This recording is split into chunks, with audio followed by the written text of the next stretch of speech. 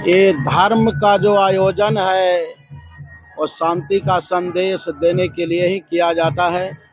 और हमारा जो सनातन धर्म है सबको समृद्ध करने में समर्थ है, एकजुट रखने में भी समर्थ है, सभी प्राणियों को अपने में मिलाने और सभी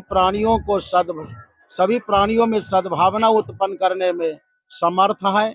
यह जो धर्म का संदेश है सबके लिए शुभ और शांति का संदेश है, इसमें कोई संदेह नहीं। मुख्य कथावाचक के रूप में हमारे सब संत महात्मा विराजमान है। हमारे वृंदावन से चल करके वैष्णवी गोदम्बा जी का पदार्पण हुआ है, हमारे छोटे बापू जी का पदार्पण हुआ है, अयोध्या जी से, अयोध्या धाम से हमारे रामायणी जी का पदार्पण हुआ है, और मगध की धरती गया धाम से महंत विरक्ताधिराज मुरारी जी महाराज का पदार्पण हुआ है। ये सब संत महात्माओं के मुखारविंद से कुछ शुभ संदेश, धर्म की चर्चा सुनने को मिलेगी, जिससे हमारा इतिहास, सनातन इतिहास अमर होगा, उज्जवल होगा, सफल होगा, इसमें कोई संदेह नहीं। सनातन धर्म तो हमारा सर्वोत्तम और सुपर धर्म है, सबसे बढ़िया, सबसे अच्छा, सबसे संस्कारी, ये संस्कार देने वाला धर्म है। और संस्कार से ही बल, तेज, धन इत्यादि की वृद्धि होती है, और सबके लिए शुभ संदेश देने वाला होगा, अच्छा संदेश देने वाला होगा। शुभ समय आने वाला है।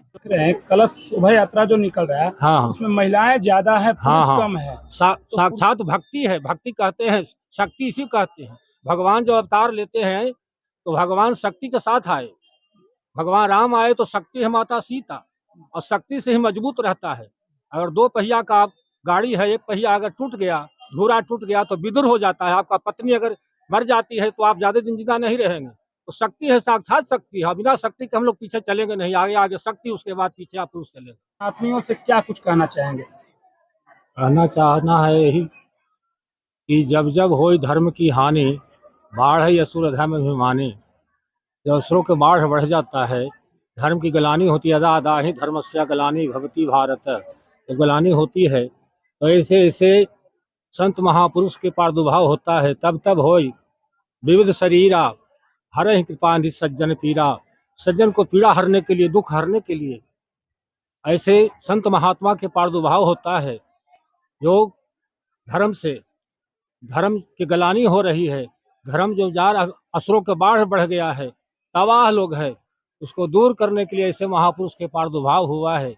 और गोस्वामी जी महाराज लिखते हैं कि धर्म उसी को कहते हैं जो परहित करता है। परहित सरिस धर्म नहीं भाई, पर पीड़ा सम नहीं अधमाई।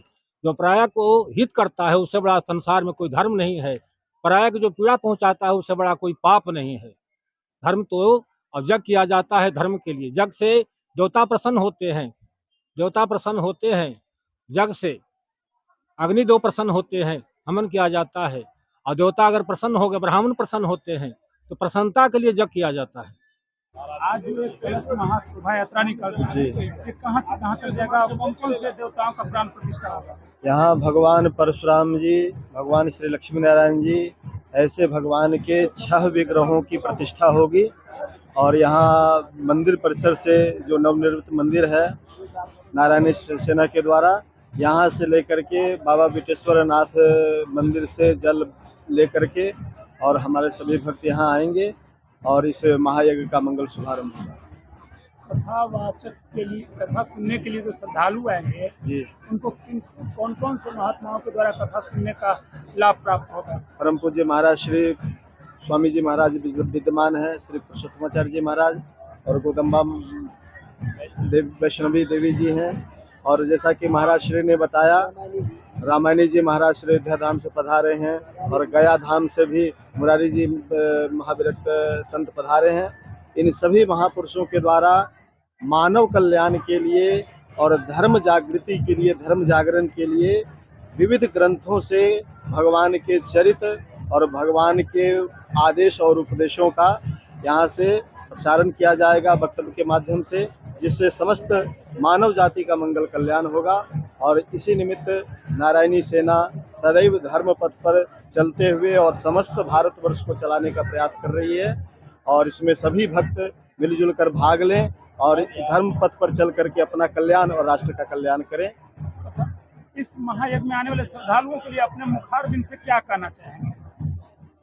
जैसा कि इस महायज्ञ के जो आयोजक गण हैं उनका संकल्प है धर्म पथ के लिए सदैव तत्पर, तो इसके अनुसार जो भी हमारे सदग्रंथ कहते हैं, वेद का सूत्र, उपनिषद का सूत्र है धर्मम चरः सत्यम वदः।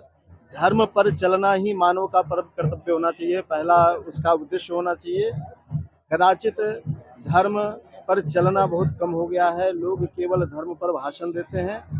ऐसे में इस महायज्ञ के द्वारा यह प्रेरणा और यह भाव सभी को इस आयोजन के द्वारा दिया जाएगा कि आप धर्म पथ के लिए चल करके, जैसा कि सभी अवतारों ने धर्म पर चल करके उसकी रक्षा की है, तो इस तरह से सभी को प्रयास करना है और सब लोग इस महाआयोजन के उपरांत इस धर्म को अपनाकर और इसके पद चिन्हों पर चल करके अपना कल्याण करेंगे। देख रहे हैं कि यहाँ पर कलश यात्रा जो है इसमें अधिक से अधिक महिलाएं ही कलश उठाई हुई है। क्या पुरुषों को सनातन में कम रुचि रह गया है? बात ऐसी नहीं है, महिलाओं में वात्सल्य गुण ज्यादा होता है और श्रद्धावान होती हैं, तो भगवान को यह ज्यादा प्रेम करने वाली है। जहाँ कहीं भी ऐसे आयोजन होते हैं माताएं पहुंच जाती हैं और पुरुष जन संकोची होते हैं और अपने स्वाभिमान के उन पर स्वाभिमान हावी हो जाता है, इस वजह से नहीं पहुंच पाते हैं। लेकिन यहाँ ऐसी बात नहीं है, यहाँ पुरुष भी हैं, महिलाएं भी हैं, सबकी श्रद्धा उतनी ही है, तो ये कहना उचित नहीं है कि इनका कम है इनका ज्यादा है। जब महिलाओं को किस तरह से श्रवण करना चाहिए यहाँ आए हुए कथावाचकों के द्वारा सुनाया जा रहा है कथा को, क्या आप कहना चाहेंगे? चूँकि माताएं गृहिणी हैं, घर में रहकर और अपने पति की परिवार की सेवा करती हैं, साथ साथ ठाकुर जी की सेवा और उनको भी अपने परिवार में स्थान देना, ये हमारा उद्देश्य है। अपनी कथा के माध्यम से हम यही उन्हें सिखाते हैं। यज्ञ का जो प्रमुख 3 अंग है, देव पूजा, संगतिकरण, दानेषु। जो सर्वप्रथम कड़ी में हम लोग कलश यात्रा के लिए जा रहे हैं, वो देव पूजा हेतु जल का हरण करेंगे, जल लाएंगे और देव पूजा करेंगे। और संगतिकरण उसके बाद होगा। संगतिकरण होगा जो संत महात्मा यहाँ पर पधारे हैं। संगतिकरण होता है देश, धर्म, जाति, मर्यादा की जब हानि होती है तो विद्वानों के द्वारा संगतिकरण कर कर उसके निवारण हेतु कैसे कल्याण हो, देश का कल्याण हो, राष्ट्र का कल्याण हो, धर्म का कैसे कल्याण हो, ये हमारे जो संत गण पधारे हैं, इसी मन से मंथन होगा कैसे इस राष्ट्र का, समाज का कल्याण हो। और दानेषु जो तृतीय कड़ी है वो दान, तो देवता के पूजन हेतु उत्तम दान, अपने धन का जो यहाँ पर लगाव होगा, जुड़ाव होगा, दिया जाएगा, उसको उत्तम दान कहा जाएगा। तो यज्ञ का प्रमुख जो 3 कड़ी है यही है। आप जिस मंदिर प्रांगण का निर्माण करवा रहे थे, जिन देवताओं के प्राण प्रतिष्ठा की बात कर रहे थे, सोच रहे थे, वो दिन आ गया है। कई महात्माओं का आप यहाँ पे आगमन हुआ है, सबसे पहले क्या करना? सबसे पहले तो अपने माता पिता का जो हमारे ऊपर आशीर्वाद है, मैं नारायण भगवान की सबसे बड़ी कृपा अपने ऊपर मानता हूँ, जो इस तरह का एक अद्वितीय कार्य संपन्न हो पाया। और उसके बाद जो गुरु के रूप में स्वामी जी महाराज हैं और जितने भी संत समाज हैं, सबका आशीर्वाद है। जो आज हम इस दृश्य को देख रहे हैं, यह देखने में बहुत बड़ा नहीं है, लेकिन इसके जो मायने आने वाले समय में दिखाई देंगे, यह बहुत ही गंभीर और एक इतिहास को नया दिशा देने वाला इस क्षेत्र में होने जा रहा है।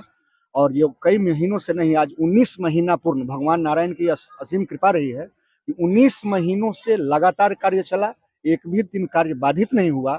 और आज हम लोग इस मुहिम पर खड़े हैं कि बासुकी नारायण शक्ति धाम अपने पूर्ण रूप में दिखाई दे रहा है। आने वाले श्रद्धालु को कथावाचक के रूप में किन किन महात्माओं के मुख से कथा सुनने का भाग प्राप्त होगा? सबसे पहले भागवत भास्कराचार्य श्री श्री 1008 स्वामी पुरुषोत्तमाचार्य जी महाराज के तत्वाधान में जो यह आयोजन हो रहा है, तो उनकी तो उपस्थिति और उनकी कथा तो होगी ही। और अयोध्या से आशीर्वाद के रूप में जो स्वयं अपना बड़ा दिल दिखाते हुए छोटे बापू जी कम समय में यहाँ पर उपस्थित हुए, इनका विशेष आभार, इनकी कथा होगी। और जगत जननी माँ जगदम्बा की स्वरूपा जो है बाल विदुषी सुश्री गोदम्बा वैष्णवी जी, उनकी कथा होगी।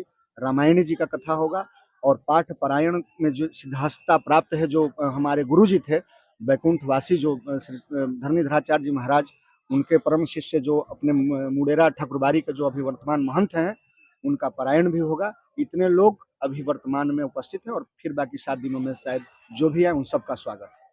कब से कब तक चलेगा ये कथा? ये कथा अपराह्न 2 बजे से लेकर रात्रि 9 बजे तक प्रतिदिन आयोजित की जाएगी।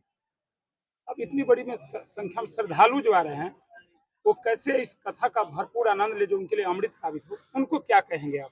कथा का आनंद कौन लेंगे ये कोई कह नहीं सकता है। ये आनंद अंदर की अनुभूति है जो स्वयं जागृत होती है और ये नारायण की कृपा से आती है। सबका स्वागत है। कथा का आनंद कितने रूप में कौन लेते हैं ये उनके ऊपर है।